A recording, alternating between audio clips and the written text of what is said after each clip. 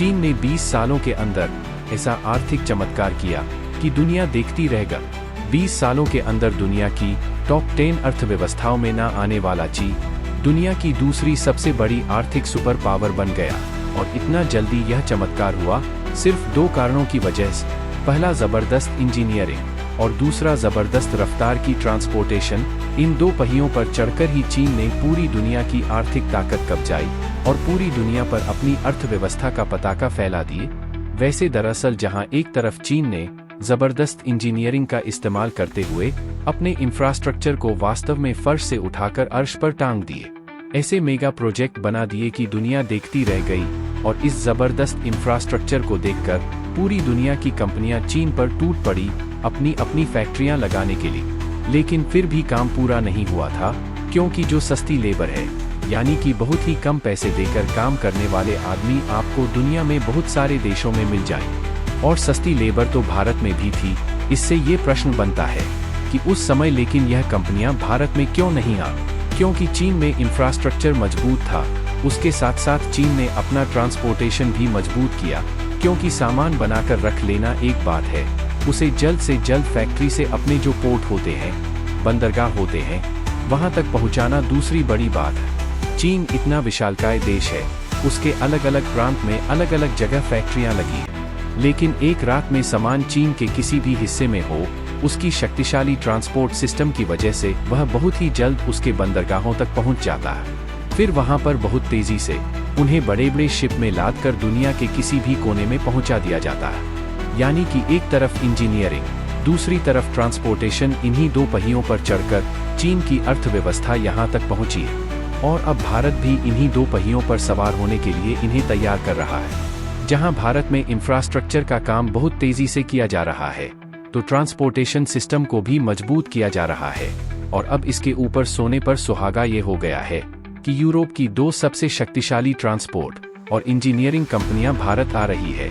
और खाली हाथ नहीं आ रही है, $100 अरब का इन्वेस्टमेंट लेकर आ रही है। दरअसल आपको याद होगा कि पिछले साल स्विट्जरलैंड के साथ साथ 3 और देश नॉर्वे, आइसलैंड और लांसेस्टाइन, यह चारों मिलकर भारत के साथ EFTA करने जा रहे हैं, यानी कि एक फ्री ट्रेड एग्रीमेंट। और इसके बाद यह चारों देश मिलकर भारत में $100 अरब का निवेश करेंगे।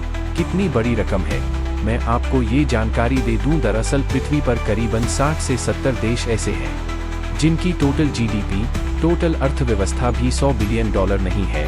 भारत में इतना निवेश आ रहा है स्विट्जरलैंड से।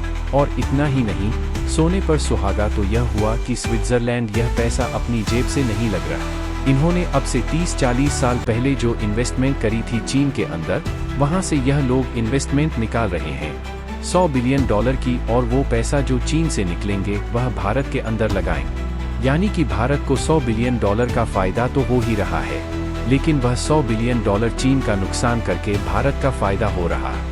और इसके साथ सबसे मजेदार बात तो यह है कि इस इन्वेस्टमेंट के साथ साथ यूरोप की 2 सबसे ताकतवर कंपनियां, एक ABB और दूसरी क्यूने नागेल, ये भी आ रही है भारत में। और बहुत ही मेगा लेवल पर इन्वेस्टमेंट करेंगे।